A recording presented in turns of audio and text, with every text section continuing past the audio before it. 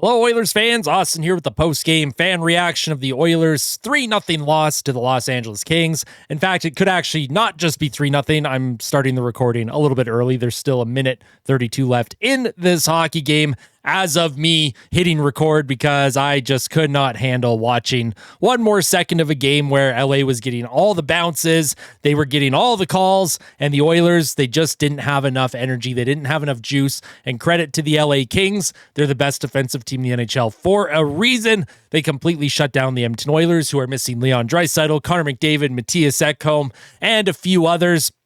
Of course, Trent Frederic, he was making his debut for Edmonton today, and on the first shift of the game, it looked like he tweaked something and was hurt. He only played about 7 minutes tonight, so very unfortunate debut for Trent Frederic, and he looks off. Like, when he was out there, even though he was getting some shifts in the second and third period, he just does not look near 100% right now. And the Oilers, they are fighting a ton of injuries, but for Kings fans tuning in, GG's on the game. Of course, a well-deserved win for your hockey club. It's one thing to go up against a team without McDavid and Draisaitl, but you also have to be able to play your system. You can't ever underestimate your opponent, and the Los Angeles Kings, they did the complete opposite of that. They played the Oilers as hard as we've seen them play Edmonton, even when the Oilers have their best lineup in the game.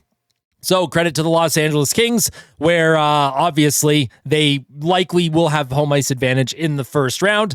They are now trying to climb up and pass Vegas for first in the Pacific. So there is an off chance here that Edmonton will miss out on the Kings in the first round. You never know. Maybe Vegas gets bumped down if they keep losing, and you have an Oilers and Vegas first round matchup. In any case, as long as Edmonton is healthy, I don't mind the matchup against LA or Vegas, but there are obviously things that are kind of concerning with this team, the Oilers, that is. But again, we're not going to dive too much into it. We know about the injury situation. We know this game was not very good. I'm not even going to do the Edge visualizer. I'm not even going to take questions or comments from the fans in this one because I think we all just want to enjoy our weekend and just kind of put this game behind us and hope that by Monday against Anaheim, we have a little bit better news on the injury front. And hopefully the Oilers, if they beat the Ducks on Monday, they'll have taken 3 out of 4 on this road trip. And I consider that a huge success. So hopefully they're able to get that job done. We will take a look at the stats though, just quickly. There's still 18 seconds left in this game, apparently. Shots are 29-27 for the LA Kings. If you take a look at the shots per period, it was 9-8 after the first, 10-8 for LA after the second, and then LA has outshot Edmonton by 1 in the third period. The Oilers, they got some shots, but I would say they didn't get any real high danger looks. We'll go to Money Puck, see what they have to say about this game. If this game was played 1,000 times, the simulation says the Kings would win about 74% of the time, and that kind of tracks, especially with the eye test. The Oilers didn't get a whole lot of good looks in high-danger areas. They had a few chances kind of drive in the net, kind of, a couple looks near the crease, but LA, they do such a good job of boxing you out that they just make your life miserable, really. So I thought Calvin Pickard, if we want to talk about some positives, I thought Calvin Pickard had a very strong game for Edmonton tonight. He had 1.76 goals saved above expected in this one, and he had a .929 save percentage. So Calvin Pickard continues to show that he can be the guy moving forward, that he can play a solid game in net for Edmonton, and that'll be huge moving forward. We'll see if the Oilers decide to go with him for game 1 of the playoffs.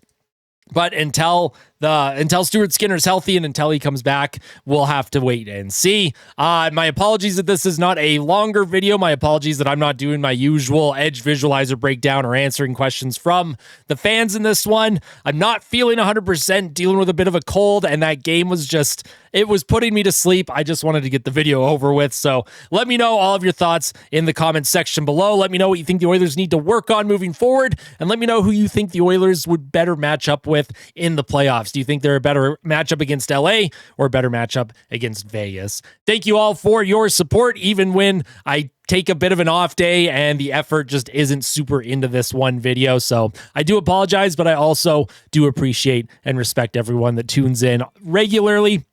If you are new to the channel and you're not yet subscribed, make sure to subscribe to the channel as we do daily Oilers content here. And I do my best to keep the spirits and positivity up. And if I don't, and sometimes I don't, things they can get a little unhinged, but we're going to avoid that. I'm not going to overthink this loss. I'm not going to let this one affect my weekend. If you live in Alberta, the weather's beautiful. Go outside. Let's get a walk, some fresh air, enjoy the sounds of the birds. If you have pets, take them outside, hang out with them.